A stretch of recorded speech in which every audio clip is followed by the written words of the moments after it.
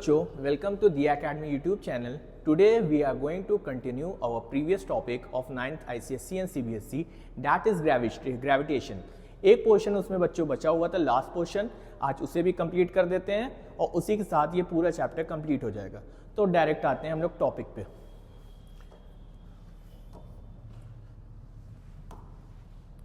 Force due to gravity. अब बच्चों force due to gravity क्या होता है, तो पहले इसकी डिफिनेशन देख लेते हैं। अब यहां पे लिखा है according to law of gravitation the earth attracts every object around it towards the centre. The force with which the earth attract the body is called force due to gravity. बच्चों हम लोग ग्रेविटेशनल फोर्स के बारे में पढ़ चुके हैं। Gravitational force क्या होती है बच्चों? अगर दो ऑब्जेक्ट में मास है तो उनके बीच में एक फोर्स एक्सपीरियंस्ड होती है जो कि अट्रैक्टिव नेचर की होती है। और किसकी वजह से वो फोर्स एक्सपीरियंस होती है? उनके मास की वजह से। उसी को कहा जाता है ग्रेविटेशनल फोर्स। अब फोर्स ड्यू टू ग्रेविटी क्या होती है? According to law of gravitation the earth attract every object towards its centre. अगर कोई भी ऑब्जेक्ट को हम अर्थ पे ड्रॉप करते हैं तो हमेशा वो किधर मूव करेगा? अर्थ के सेंटर की तरफ। क्यों? Due to the law of gravitation. तो वो फोर्स जिससे अर्थ किसी भी बॉडी को अपनी तरफ अट्रैक्ट करता है उसी को कहा जाता है force due to gravity. I hope ये समझ में आया होगा। अब आगे देखते हैं। The force due to gravity on a body of mass small m kept on the surface of the earth of mass capital M and radius capital R is equal to the force of attraction between the earth and that of the body and it is given by। अब बच्चों हम लोग ये जान चुके हैं अगर दो ऑब्जेक्ट के बीच में मास है तो उनके बीच में फोर्स एक्सपीरियंस होती है और वो फोर्स को कैलकुलेट करने के लिए बच्चों जो फॉर्मूला होता है वो क्या होता है? F is equal to G m1 m2 upon R square, उनके बीच के डिस्टेंस का स्क्वायर। तो आज हम निकालते हैं बच्चों वो फोर्स अगर कोई ऑब्जेक्ट अर्थ पे रखा हुआ है या अर्थ से कोई लेवल पे रखा हुआ है तो अर्थ और वो ऑब्जेक्ट के बीच में कितनी फोर्स एक्सपीरियंस होती है, ये फॉर्मूले के थ्रू हम निकालेंगे।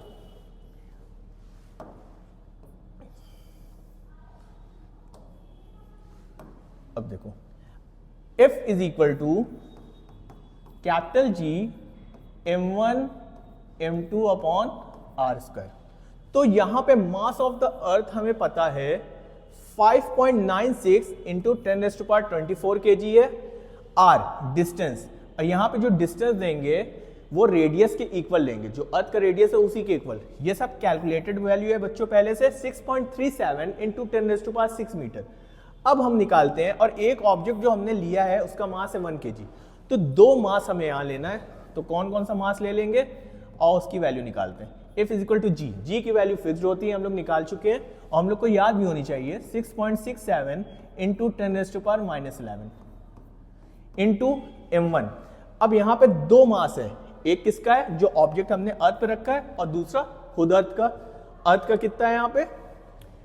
5.96 इंटू 10⁻24 kg और दूसरा एक और मास जो रखेंगे वो कितना है? वो 1 है, कोई दिक्कत नहीं। अपॉन डिस्टेंस का स्क्वायर। डिस्टेंस बच्चों क्या लेना है? जो रेडियस ऑफ द अर्थ है, और रेडियस ऑफ द अर्थ कितना दिया है? 6.37 इंटू 10⁻6 का स्क्वायर। ये फॉर्मूला होता है। तो बच्चों जब हम इसको सॉल्व करेंगे तो यहाँ पे जो फोर्स की वैल्यू आएगी वो कितनी आ जाएगी? 9.8 न्यूटन। तो बच्चों ये फोर्स एक्सपीरियंस होगी कब? जब एक ऑब्जेक्ट 1 kg का हो तो अर्थ उस पर कितनी फोर्स लगाता है? 9.8 न्यूटन का। ठीक, आई होप ये समझ में आया होगा। तो अगर वेट हम इसी के अकॉर्डिंग वैरी कराएंगे तो फोर्स की वैल्यू भी बच्चों क्या हो जाएगी? चेंज होती जाएगी। तो देखो क्या लिखा है? The earth attracts a body of mass 1 kg by a force of 9.8 newton toward its centre. अगर मास 1 kg है किसी भी बॉडी का तो अर्थ उसे कितनी फोर्स से अपनी तरफ घसीटेगा? 9.8 न्यूटन, और किधर की तरफ? Towards its centre. आई होप ये समझ में आया होगा।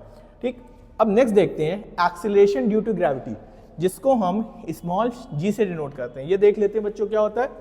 It is the acceleration produced in a free falling body due to gravitational force of attraction of the earth. वो एक्सीलरेशन बच्चों जो भी बॉडी फ्री फॉल हो रही हो, फ्री फॉल का मतलब कोई ऑब्जेक्ट को हम ऐसे फ्रीली छोड़ दे बिना फोर्स लगाए, उसी को कहा जाता है फ्री फॉल। तो वो एक्सीलरेशन जो प्रोड्यूस होता है किसी भी फ्री फॉल बॉडी में, किसकी वजह से? Due to the gravitational force of the attraction of the earth, उसी को कहते हैं एक्सीलरेशन ड्यू टू ग्रेविटी। इसको स्मॉल g से डिनोट करते हैं और इसकी एसआई यूनिट क्या होगी? मीटर पर सेकंड स्क्वायर। क्योंकि ये एक तरह का एक्सेलरेशन है और एक्सेलरेशन की एसआई यूनिट क्या होती है? मीटर पर सेकेंड स्क्वायर। आई होप ये भी समझ में आया होगा। आगे चलते हैं नेक्स्ट स्लाइड में। अब बच्चों यहां पे आ गया मास। मास क्या होता है? The mass of a body is the quantity of matter it contains. Matter, अब बच्चों मैटर हम लोग पहले पढ़ चुके हैं, क्या होता है? What is matter? Anything that has mass and occupy space. कोई भी चीज जिसमें क्या हो, मास हो और वो जगह घेरे, उसी को मैटर कहा जाता है। अब मास क्या होता है? The mass of a body is the quantity of matter it contains. तो कोई भी ऑब्जेक्ट में मास कब होगा? जब जितना भी मैटर उसके अंदर भरा होगा, ठीक, उसी की वजह से ये ऑब्जेक्ट का क्या बनता है? मास बनता है। आई होप ये समझ में आया होगा। It is a scalar quantity, ये एक स्केलर क्वांटिटी होती है, मतलब इसका कोई डायरेक्शन नहीं होता। It's SI unit is KG, जो इसकी एसआई यूनिट क्या होती है? वो केजी में होती है। Next, it is constant for a body and does not change with the change in place. ये वैल्यू हमेशा फिक्स्ड रहती है, प्लेस के चेंज होने की वजह से ये वैल्यू चेंज नहीं होती, ये हमेशा कांस्टेंट रहती है। और last, it is measured bye a physical balance. और इसको हम किससे मेजर करते हैं? फिजिकल बैलेंस, तराजू से, जिसको कहते हैं हिंदी में। अब देखो, जैसे यहां हमने लिख दिया 10 kg, तो ये बच्चों क्या है? एक मास लिखा हुआ है, ठीक। तो ये जो kg है ये इसकी एसआई यूनिट है। तो मास 10 kg है, तो इसकी वैल्यू हम कहीं पे भी चले जाएं कभी भी चेंज नहीं होगी। कोई भी प्लैनेट पे चले जाएं या कहीं भी पे यूनिवर्स में चले जाएं, ये वैल्यू कभी चेंज नहीं होने वाली, ठीक। आई होप ये समझ में आया होगा। तो मास हमेशा कांस्टेंट रहता है और इसकी एसआई यूनिट kg होती है, ठीक। अब आगे नेक्स्ट देखते हैं।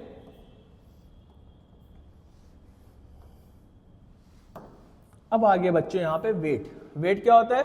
It is the force with which earth attracts a body. वो फोर्स जिससे अर्थ किसी भी बॉडी को अपनी तरफ अट्रैक्ट करता है, वो उसी को वेट कहा जाता है, ठीक। आई होप ये समझ में आया होगा, ठीक। It is a vector quantity. ये कैसी क्वांटिटी होती है बच्चों? Vector quantity. अगर ये बच्चों वेक्टर क्वांटिटी है तो इसका क्या होगा? डायरेक्शन होगा, ठीक। अभी वो भी समझ लेते हैं क्या डायरेक्शन होगा। It's SI unit is Newton. इसकी एसआई यूनिट क्या होती है? न्यूटन। क्यों बच्चों? क्योंकि ये एक तरह की फोर्स है और हम लोग जानते हैं फोर्स की एसआई यूनिट क्या होती है? न्यूटन। ये हम लोग पहले पढ़ चुके हैं। नेक्स्ट देखते हैं, it is measured by spring balance. Weight को किससे मेजर करते हैं? स्प्रिंग बैलेंस से। और लास्ट क्या लिखा है बच्चों? It is not constant for a body. ये किसी भी बॉडी के लिए कांस्टेंट नहीं होती, but varies from place to place due to the change in the value of small g. बच्चों ये किसी भी बॉडी के लिए कांस्टेंट नहीं होती। जहां अगर हम एक जगह से दूसरी जगह हम जाएंगे तो स्मॉल जी की वैल्यू क्या होती है? वैरी होती है, और उसकी वजह से हमारा वेट भी क्या होता रहता है? चेंज होता रहता है। फॉर एग्जाम्पल, वेट का फॉर्मूला बच्चों होता है m इंटू जी, और इसकी एसआई यूनिट क्या आती है? न्यूटन। और फॉर एग्जाम्पल हमने लिख दिया यहाँ पे 10 न्यूटन। तो बच्चे ये क्या है? हमारा वेट। अब हम जानते हैं वेट हमेशा किस डायरेक्शन में एक्ट करता है? हमेशा डाउनवर्ड डायरेक्शन में। तो इसका डायरेक्शन भी तो फिक्स्ड है ना, ठीक। वेट हमेशा डाउनवर्ड डायरेक्शन में एक्ट करता है, तो इसी वजह से ये कैसी क्वांटिटी है?